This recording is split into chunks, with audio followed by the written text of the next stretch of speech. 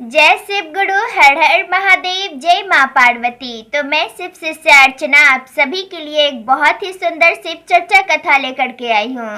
तो कथा जो है आप सभी को बहुत पसंद आने वाला है। लेकिन कथा सुनाने से पहले हमेशा की तरह मैं आप सभी से हाथ जोड़ करके प्रार्थना करती हूँ कि कथा को अंत तक जरूर सुनिए, क्योंकि कथा को अधूरा सुनने से ही नहीं बल्कि अधूरा सुनाने से भी जो है भगवान का अपमान होता है। तो मैं तो कथा पूरा ही सुनाती हूँ, लेकिन आप कथा पूरा सुनते हो या नहीं ये तो आप जानते हो, मैं तो देखने आती नहीं हूँ। इसलिए तो मैं पहले ही आप सभी से हाथ जोड़ करके प्रार्थना करती हूँ कि कथा को जिस तरीके से मैं पूरा कथा सुनाती हूँ उसी तरीके से आप पूरा कथा सुनिए। तो चलिए बिना देर किए हुए कथा शुरू करते हैं। दीनानाथ नाम के भगवान शिव के एक परम प्रिय भक्त थे और दीनानाथ जो भक्त थे वो भगवान शिव के अन्य भक्तों से बहुत ही अलग थे। बात बात पर जो है भगवान शिव से जिद करना, हर सामान के लिए भगवान से जिद करना, और तो और भगवान शिव जो है दीनानाथ की हर जिद को पूरा भी करते थे। उससे पहले मैं ये बता देती हूँ कि दीनानाथ जो थे वो एक ब्राह्मण परिवार से थे और दीनानाथ के गांव में जो भगवान शिव का मंदिर था उसके पुजारी भी दीनानाथ के पिताजी थे। लेकिन वो ज़्यादा जो है मंदिर से बाहर ही रहते थे, घूम घूम करके गांव में जो है वो पूजा करवाया करते थे और फिर अपने जजमान के यहाँ जो है वो जाया करते थे। तो ज़्यादा समय जो है मंदिर में बिताने के लिए दीनानाथ जी को मिल जाता था। दीनानाथ जब 5 साल के थे तभी से जो है वो मंदिर जाया करते थे, लेकिन अपने पिताजी के साथ जाते थे और अपने पिताजी के साथ ही आ जाते थे। लेकिन दीनानाथ जी जैसे जैसे बड़ा होने लगे वो जो है वो अपना समय खेलने में नहीं लगाते थे बल्कि जाकर के मंदिर में ही बैठे रहते थे। और मंदिर में बहुत सारे भगवान शिव के भक्त जो है वो मंदिर में आते, भगवान शिव की पूजा करते और कुछ न कुछ जो है भगवान शिव को भोग लगा कर ही जाते थे। फिर दीनानाथ क्या करते थे कि मंदिर में जो भी भक्त आकर के भगवान शिव, माँ पार्वती और गणेश भगवान जी को भोग लगाते थे वो सारे भोग आकर के जो है वो लेने लगते थे। दीनानाथ जी जाते माँ पार्वती के पास और भगवान शिव के पास जो भोग लगा हुआ रहता उसे जो है वो अपने गमछे में ले लेते। लेकिन जैसे ही भगवान गणेश के पास जाते तो वहां से जो है भोग गायब हो जाता था। अब ये देख कर के दीनानाथ को बड़ा ही गुस्सा आता था। दीनानाथ भगवान गणेश से बोलते, ये क्या बात हुई भगवान, ये तो बहुत गलत बात है। मुझे कितना जोर से भूख लगा हुआ है, मैं इंतजार कर रहा था कि आपके भक्त आएंगे, आपको भोग लगाएंगे, तब मैं आपका लगाया हुआ भोग खाऊंगा। लेकिन आप तो खुद ही चट कर गए तो मेरे लिए क्या बचा। माँ पार्वती और मेरे महादेव को जो भोग लगा है वो तो कितना कम है, सबसे ज्यादा तो सब आप ही को भोग लगा कर जाते हैं, क्योंकि सब जानते हैं कि आप सबसे ज्यादा पेटू हैं, आप सबसे ज्यादा खाते हैं। यही घटना जो है दीनानाथ जी के साथ प्रतिदिन घटता था और प्रतिदिन भगवान गणेश को जो है वो दीनानाथ जी से डांट खाना पड़ता था। धीरे धीरे समय बीतने लगा और दीनानाथ जी जो हैं वो बड़े हो गए। दीनानाथ जी को सभी लोग बोले शादी करने के लिए, लेकिन दीनानाथ जी शादी करना नहीं चाहते थे। वो अपना सारा समय मंदिर में व्यतीत करना चाहते थे और दीनानाथ अपना पूरा जीवन जो है भगवान शिव को अर्पण करना चाहते थे, भगवान शिव की भक्ति में लगाना चाहते थे। लेकिन दीनानाथ जी को शादी करना पड़ा। दीनानाथ की जो पत्नी आती है वह बहुत ही संस्कारी और दीनानाथ जी की तरह ही भगवान शिव में अटूट श्रद्धा रखने वाली होती है। लेकिन दीनानाथ जी की जो पत्नी थी वो दीनानाथ जी की तरह नहीं थी। दीनानाथ जी मैं पहले ही बताई वो बहुत ही अलग भक्त थे। भगवान शिव से जब वो बातें करते थे तो भगवान शिव भी जो है उनसे बातें किया करते थे, लेकिन वो कभी भी साक्षात रूप में जो है दीनानाथ के सामने नहीं आए थे और ना ही दीनानाथ को अभी तक कभी जिज्ञासा मन में आया, ये इच्छा मन में आई कि भगवान शिव मेरे सामने साक्षात आए। भगवान शिव के परम प्रिय भक्त दीनानाथ जी की जब शादी हुई तो वो अपनी पत्नी को बोले कि देखो मैं कहीं कमाने नहीं जाता हूँ, तुम्हें जो भी सामान चाहिए वो मुझे लिख करके दे देना। मैं अपने भगवान शिव को जाकर के वो लिस्ट दे दूंगा और मुझे पूरा भरोसा है कि भगवान शिव वो सारा सामान ला करके तुम्हें दे देंगे। उसके बाद क्या होना था, जब भी घर में किसी भी सामान की जरूरत पड़ती तो दीनानाथ जी की पत्नी जो है वो उस सामान का लिस्ट तैयार कर देती। दीनानाथ जी भगवान शिव के सामने जब लिस्ट रखते सामान का तो बोलते कि देखिए भगवान, मेरी पत्नी बोली है कि ये सारा सामान घर में खत्म हो चुका है और ये सब सामान जो है घर में चाहिए, तो ये सारा सामान जो है आप जा करके मेरे घर पे पहुंचा देना। मैं ये सारा सामान का कोई टेंशन वेंशन लेने वाला नहीं हूँ। जिस तरह दीनानाथ जो है भगवान शिव की भक्ति में लीन थे, भगवान शिव को ही अपना माता पिता सब कुछ मानते थे, उसी प्रकार भगवान शिव को भी जो है वो दीनानाथ से अटूट प्रेम था। भगवान शिव जो है दीनानाथ के निश्चल और निष्कपट भक्ति से बहुत ही प्रसन्न थे। फिर क्या होना था, भगवान शिव जो है किसी न किसी रूप में वो सारा लिस्ट में जो भी सामान लिखा हुआ रहता था वो दीनानाथ के घर पे जाकर के पहुंचा ही दिया करते थे। ऐसे ही समय बीतने लगा और दीनानाथ जी के घर दीनानाथ की एक बहुत ही सुंदर सी बेटी जन्म ली। अब घर में जो है ज्यादा सामान की जरूरत पड़ने लगी, लेकिन फिर भी दीनानाथ जी अपनी पत्नी को यही बोलते थे कि तुम्हें जो भी सामान चाहिए उसका लिस्ट बना करके मुझे दे देना। मेरे भगवान शिव वो सारा सामान जो है तुम्हें पहुंचा देंगे। और फिर ऐसा होता भी था। जो भी सामान का घर में जरूरत पड़ता था वो सारा सामान का लिस्ट दीनानाथ जी की पत्नी जो है वो बना दिया करती थी और दीनानाथ जी बस उसे लेकर के मंदिर जाते और भगवान शिव के चरणों में जाकर के उसे रख देते और बोलते, देखिए भगवान जी, आज थोड़ा ज़्यादा सामान की ज़रूरत है तो ज़रा ध्यान से लिस्ट पढ़ करके घर पहुंचाइएगा। और फिर ऐसे ही धीरे धीरे समय जो है बीतने लगा। दीनानाथ जी की छोटी सी बेटी जो है वो बड़ी हो गई, अब वह विवाह योग्य हो गई। लेकिन दीनानाथ जी को इस बात की कोई चिंता नहीं थी कि उनकी बेटी जो है वो विवाह योग्य हो गई थी। दीनानाथ जी को उनके गांव में सभी लोग भगत जी ही कहते थे, इसलिए उनकी पत्नी भी जो है उन्हें भगत जी ही कहती थी। जब दीनानाथ जी की पत्नी उनसे पूछती कि उनकी बेटी का उन्हें चिंता है भी या नहीं, तो दीनानाथ जी अपनी पत्नी को बोलते कि अरे तुम इतना चिंता क्यों करती हो, हमारी बेटी जो है भगवान शिव की बेटी है और उन्हीं की बेटी है, वही समझे इसका रिश्ता जो है कहाँ तय करेंगे। अब दीनानाथ जी के मुंह से जो है ऐसा बात सुन करके उनकी पत्नी बोलती है, ये क्या बात हुई, भगवान जी ने तो इसे पाल पोस करके इतना बड़ा कर दिया, क्या अब आपका कोई जिम्मेवारी नहीं है। तो दीनानाथ जी बोलते, मेरी क्यों जिम्मेवारी होगी, ये तो भगवान शिव की बेटी है तो वो समझे, ये तो उनकी चिंता है, उन्हें जब कोई चिंता ही नहीं है तो मैं क्यों चिंता करूं। भगवान शिव के परम प्रिय भक्त दीनानाथ जी जो हैं वो ऐसा बोल करके अपनी पत्नी से मंदिर में चले जाते और भगवान शिव को बोलते कि देखिए भगवान, अब मुझे घर पे जो है बहुत ज़्यादा शिकायत सुनने को मिल रही है, तो आप जल्दी से अपना बेटी का विवाह जो है करवा दो। अगर आपने अपनी बेटी की शादी नहीं करवाई ना जल्दी तो मेरी पत्नी मुझे जीने नहीं देगी। फिर क्या होना था, अगले दिन भी जो है भगवान शिव के मंदिर में दीनानाथ चले जाते हैं तो उनके घर पे जो है एक व्यक्ति आता है, वो अनजान सा व्यक्ति रहता है और वो अजनबी व्यक्ति जो है दीनानाथ जी की पत्नी को बोलता है कि हम आपकी बेटी के लिए एक बहुत ही सुंदर रिश्ता लेकर के आए हैं। दीनानाथ जी की पत्नी जो है वो खुश हो जाती है कि अरे मेरे घर पे खुद चल करके रिश्ता आया है। लेकिन दीनानाथ जी की पत्नी उस अजनबी व्यक्ति से पूछती है, पहले आप मुझे बताइए तो सही कि आखिर आप मेरी बेटी के लिए किसका रिश्ता लेकर के आए हैं। तो वो अजनबी व्यक्ति जो है बताते हैं कि आपके गांव से 3-4 गांव बाद एक सेठ जी रहते हैं, वो अपने गांव के सबसे बड़े सेठ हैं और उनका एक ही बेटा है और वो चाहते हैं कि वो अपना बेटे का विवाह आपकी बेटी से करें। मेरी बेटी के लिए इतना बड़ा घर से रिश्ता आया है, ये सुन करके जो है दीनानाथ जी की पत्नी बहुत खुश हो जाती है।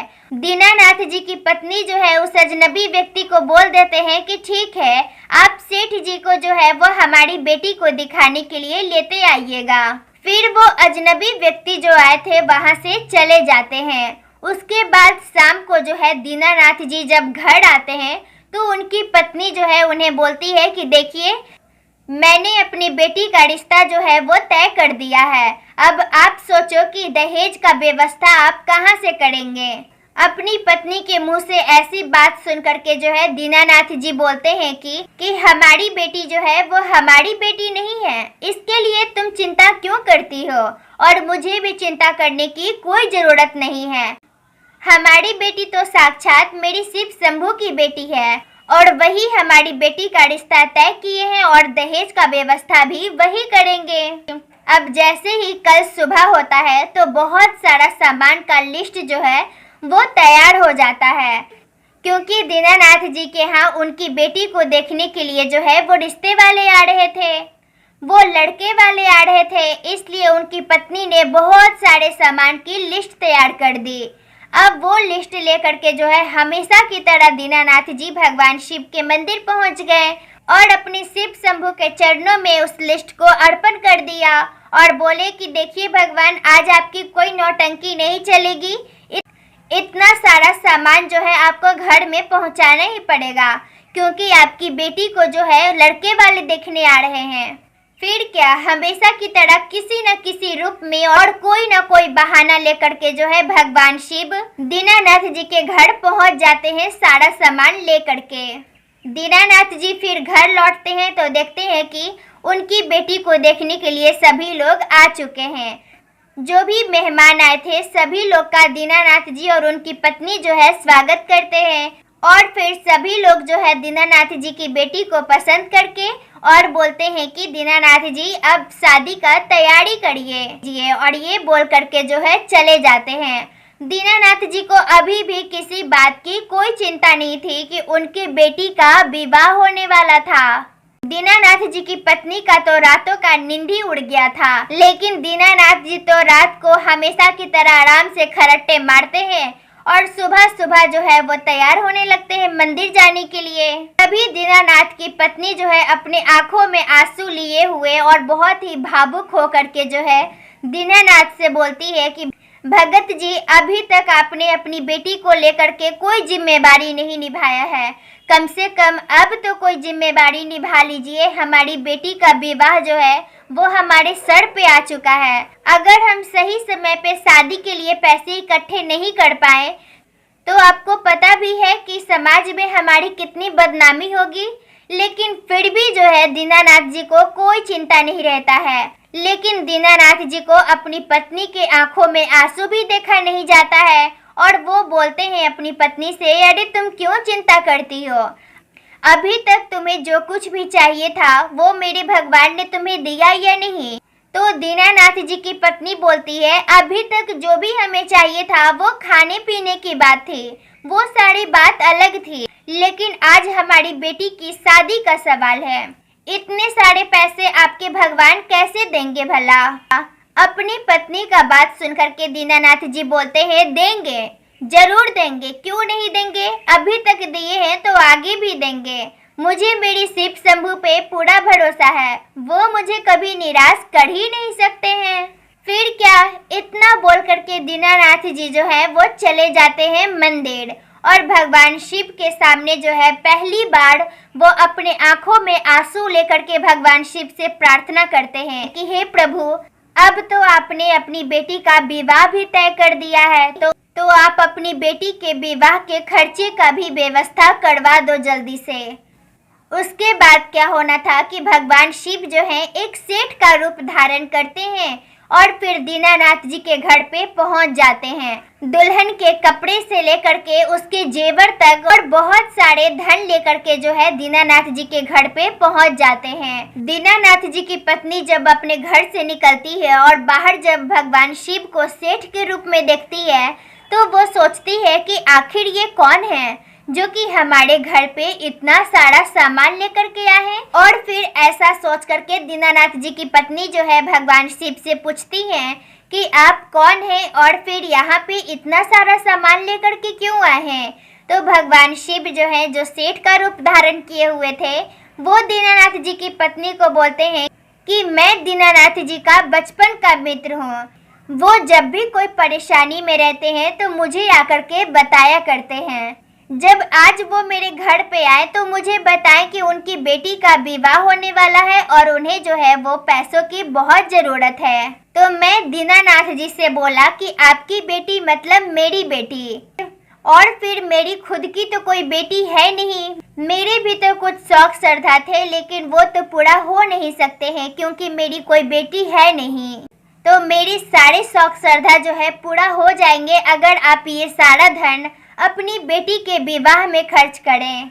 उसके बाद क्या होना था, दीनानाथ जी की पत्नी को विश्वास हो जाता है कि वो सेठ जी जो है दीनानाथ जी के मित्र हैं, और फिर वो सारा धन जो है अपने घर पे रखवा लेती है। शाम को जब दीनानाथ जी अपने घर आते हैं और फिर उनकी पत्नी सारी बात उन्हें बताती है कि इतना सारा धन जो है उनके मित्र आकर के पहुंचा गए हैं। अपनी पत्नी के मुंह से ऐसी बात सुनकर के दीनानाथ जी सोचते हैं कि आज तक तो मैंने किसी को अपना दोस्त बनाया ही नहीं, तो मेरा दोस्त कहाँ से पैदा हो गया। और दीनानाथ जी की पत्नी दीनानाथ जी को बोलती है कि आपने अपने दोस्त को शादी में आने के लिए न्योता तो दिया है ना। दीनानाथ जी आज पहली बार जिंदगी में जो है रात में जागे रहे, वो सो नहीं पाए, उनके आंखों में नींद नहीं आया।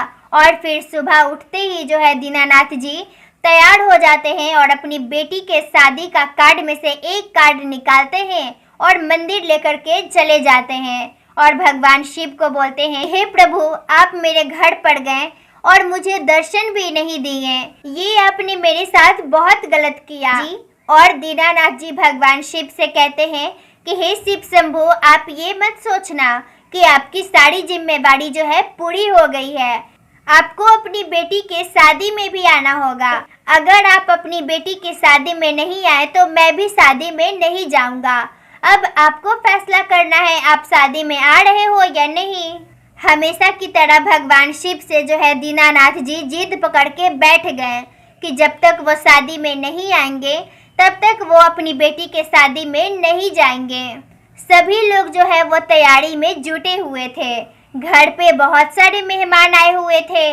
दीनानाथ जी भी जो है शादी का कार्ड मंदिर पहुंचा करके भगवान शिव को न्योता दे करके जल्दी से घर लौट आते हैं और फिर वो अपने घर के कामों में अपना हाथ बटाने लगते हैं। ऐसे ही कल सुबह भी हो जाता है जिस दिन के दीनानाथ जी की बेटी का विवाह था। दीनानाथ जी जो है तैयार होने लगे मंदिर जाने के लिए।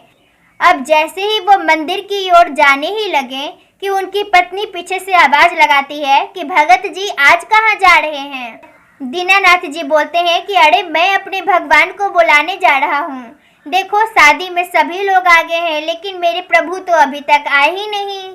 मुझे लगता है कि शायद वो हमारा न्योता जो है वो भूल गए हैं, तो मैं जरा उन्हें याद दिलाकर आता हूँ कि आज हमारी बेटी का शादी है तो वो हमारे साथ चलें। दीनानाथ जी की पत्नी सोचती है कि क्या हो गया भगत जी को, भला ऐसा भी होता है क्या, भगवान थोड़ी ना आएंगे शादी में। और वो दीनानाथ जी को जो है रोकने की भी कोशिश करती है कि वो मंदिर ना जाए, लेकिन दीनानाथ जी कहाँ किसी का सुनने वाले, वो मंदिर पहुँच ही जाते हैं और भगवान शिव के आगे जा करके जो है वो जिद पकड़ के बैठ जाते हैं।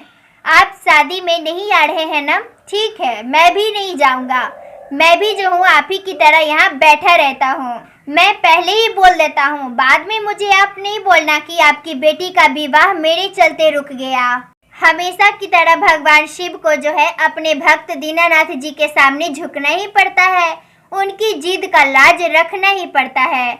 और भगवान शिव जो है वो अपने मूर्ति में से ही बोलते हैं, अरे ठीक है दीनानाथ, तुम क्यों इतना चिंता कर रहे हो, अभी तक मैंने तुम्हें कभी निराश किया है क्या, जो अब करूँगा। भगवान शिव की आवाज़ सुनकर के दीनानाथ जी बोलते हैं, कैसी बातें कर रहे हो भगवान, कितना झूठ बोलते हो आप, मेरे घर पे कितना बार गए हो, किसी न किसी रूप में गए और मेरी पत्नी को तो दर्शन भी दिए। भले ही उस पागल को नहीं पता है कि जो उसका लिस्ट का सारा सामान पहुंचाने के लिए उसके घर पे जाता था वो कोई और नहीं बल्कि आप ही थे। लेकिन किसी न किसी रूप में तो आप मेरी पत्नी को दर्शन दे ही दिए, लेकिन मुझे तो कभी दर्शन दिया नहीं। भगवान शिव अपने नादान भक्त की शिकायत सुनकर के मुस्कुराते हैं और वो बोलते हैं कि ठीक है, मैं शादी में तुम्हारे साथ चल रहा हूँ, अब तो तुम खुश हो ना। भगवान शिव दीनानाथ जी को बोलते हैं लेकिन तुम शादी में किसी को नहीं बताना कि मैं तुम्हारा भगवान शिव हूँ, इसी शर्त पे मैं तुम्हारे साथ चल सकता हूँ। दीनानाथ जी जो है वो खुशी खुशी तैयार हो जाता है।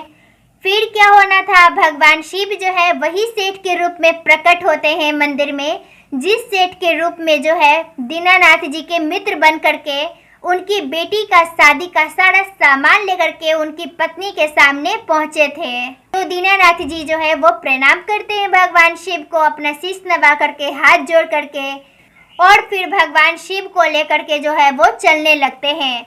इतना में ही माँ पार्वती बोलती है कि अरे दीनानाथ, ये क्या बात हुई, हमारी बेटी का शादी है और हमें ही छोड़कर जा रहे हो। दीनानाथ जी माँ पार्वती की बात सुनकर के माँ पार्वती से माफी मांगते हैं और माँ पार्वती से बोलते हैं कि माँ पार्वती, मैंने तो आपको इसलिए नहीं बोला क्योंकि आप तैयार होने में बहुत समय लेंगी। दीनानाथ की ऐसी बातें सुनकर के माँ पार्वती मुस्कुराते हुए जो है वो सेठानी के रूप में जो है वहाँ प्रकट होते हैं भगवान शिव जी के बगल में, और फिर बोलते हैं कि कैसे बातें कर रहे हो दीनानाथ, जब तुमने हमारी बेटी का शादी का कार्ड हमें दे करके गए थे तभी से मैं तैयार हो रही हूँ और देखो मैं अच्छे से तैयार होकर के बैठी हूँ। फिर क्या, दीनानाथ जी जो है भगवान शिव और माँ पार्वती को सेठ और सेठानी के रूप में जो है अपने साथ लेकर के जाने लगे। उतना में ही भगवान गणेश भी जो है वहाँ एक बच्चे के रूप में प्रकट हो जाते हैं और दीनानाथ से बोलते हैं, अरे दीनानाथ, तुम मुझे छोड़ करके कहाँ जा रहे हो? कोई भी शादी मेरे बगैर होती है क्या? तो मेरी बहन की शादी मेरे बगैर कैसे होगी? आज तक तुमने कोई ऐसा शादी देखा है जिस शादी में मुझे ना बुलाया गया हो? दीनानाथ जी गणेश जी की बात सुनकर के लड़ने लगते हैं गणेश जी से और वो बोलने लगते हैं, अरे आपको सब बुलाते हैं क्योंकि आप सबको परेशान नहीं करते हैं, लेकिन आप मुझे बहुत परेशान करते हैं। हमेशा जो है आप अपने हिस्से का भोग खा लेते हैं, जबकि माँ पार्वती और भगवान शिव तो नहीं खाते हैं, वो अपना भोग जो है मुझे खिलाते हैं। आप ठहरे इतने बड़े पेटू और आपका थोड़ा सा खाना में तो पेट भरने वाला है नहीं। पता चलेगा कि आपको शादी में लेकर के जाऊंगा तो आप सारा खाना जो है अकेले ही चट कर जाओगे और किसी के लिए कुछ बचेगा ही नहीं।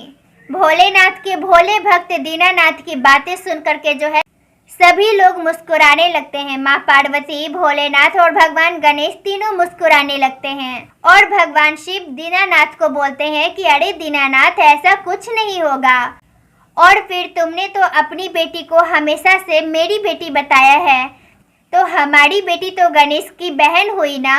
क्या कोई भाई अपनी बहन की शादी में इतना बदमाशी कर सकता है? बिल्कुल नहीं करेगा। और फिर तुम एक ब्राह्मण हो, तुम्हें तो पता ही है कि भगवान गणेश के बिना कोई भी शादी मंगलमय हो ही नहीं सकती है। भगवान शिव की बातें सुनकर के दीनानाथ जी जो है तीनों को लेकर के चलने लगते हैं। अब मंदिर की एक ही सीढ़ी उतरते हैं कि उधर से नंदी बैल का आवाज आता है। नंदी बैल जो है भगवान शिव को बोलते हैं, ये क्या प्रभु, आप तो हमेशा मुझे हर जगह लेकर के जाते हैं। नंदी बैल भगवान शिव को बोलते हैं, आज तो मेरी माँ पार्वती और मेरे प्रभु के बेटी का विवाह है, आज तो मैं विवाह में जरूर जाऊंगा और खूब नाचूंगा। दीनानाथ जी अब चारों को लेकर के दूसरा सीढ़ी उतरते हैं कि भगवान शिव के सारी मंडली जो है वो आकर के बोलने लगती है, प्रभु ऐसा नहीं हो सकता है, आपकी बेटी का विवाह हो और हम लोग न जाएं, ऐसे कैसे हो सकता है प्रभु, आप हमारे साथ ऐसा कैसे कर सकते हैं? और भगवान शिव के सभी मंडली जो है वहाँ प्रकट हो जाते हैं और फिर दीनानाथ जी से बोलने लगते हैं, अब चलिए दीनानाथ जी। दीनानाथ जी बोलते हैं, कहाँ चले? आप सभी को लेकर के कहाँ चले? आप लोग अपना वेशभूषा देखे हो? आप लोग को देख करके तो शादी में आए लोग सभी भाग जाएंगे। भगवान शिव के सभी मंडली जब ऐसा सुनते हैं तो वो बोलते हैं दीनानाथ जी को कि दीनानाथ जी आप परेशान बिल्कुल भी नहीं होइए, हम जो है अदृश्य रूप में चलेंगे, किसी को खबर तक नहीं होगी कि भगवान शिव के साथ साथ हम भी आए हैं आपके साथ। अब दीनानाथ जी जो है माँ पार्वती, भगवान गणेश और भगवान शिव को ही लेकर के नहीं जा रहे थे, बल्कि भगवान शिव के सारी टोली को लेकर के जा रहे थे अपनी बेटी के शादी में। दीनानाथ जी जो है सभी को लेकर के शादी में पहुंचे और ऐसे ही दीनानाथ जी की बेटी का शादी का पूरे रस्में शुरू हो जाते हैं। और शादी का जो रस्म होता है उसमें तो माता पिता का जरूरत पड़ता ही है। दीनानाथ जी की पत्नी दीनानाथ जी से बोलती है आकर के कि क्या आप पूरा समय अपने मित्र के साथ ही रहिएगा? आज हमारी बेटी की शादी हो रही है और हम अपनी बेटी के माता पिता हैं, तो हमें बहुत सारी रस्में भी निभानी है। ये सुनकर के जो है दीनानाथ जी बोलते हैं कि मैं कोई रस्म नहीं निभाऊंगा और ना तुम्हें कोई रस्म निभाना है। हमारी बेटी के शादी में जो भी माता पिता के रस्म हैं, वो सारे विधि विधान जो है वो सारे रस्में मेरे सेठ जी करेंगे, मेरे मित्र करेंगे और उनकी पत्नी सेठानी करेंगी। दीनानाथ जी की पत्नी भी सोचती है कि चलो यही सेठ जी के कारण हमारी बेटी की डोली उठ रही है और फिर इनकी कोई अपनी बेटी भी नहीं है, तो चलो इन्हें ही कन्यादान करने देते हैं। फिर दीनानाथ जी और दीनानाथ जी की पत्नी के बदले जो है भगवान शिव और माँ पार्वती जो है सारा विधि विधान के साथ जो है सारे रस्मों के साथ जो है दीनानाथ जी की बेटी का विवाह को संपन्न करवाने लगते हैं। ऐसे ही शादी जो है संपन्न हो जाता है और फिर भगवान शिव और माँ पार्वती, गणेश जी सभी लोग को जैसे दीनानाथ जी लाए थे वैसे ही मंदिर तक जाकर के दीनानाथ जी पहुंचा जाते हैं। अब भगवान शिव के परम प्रिय भक्त दीनानाथ जी की बेटी का डोली भी उठ जाता है, वो अपना ससुराल चली जाती है, उसका विदाई हो जाता है। इस प्रकार जीवन भर दीनानाथ जी और दीनानाथ जी की पत्नी भगवान शिव की भक्ति करते हुए जो है वो मृत्यु को प्राप्त होते हैं और अंत समय में भगवान शिव के लोक उनको प्राप्त होता है। तो यही थी हमारी आज की कथा। तो फिर मिलती हूँ अगली वीडियो में एक नई कथा के साथ। तब तक के लिए नमस्कार और अंत में प्रेम से बोलिए हर हर महादेव, घर घर महादेव।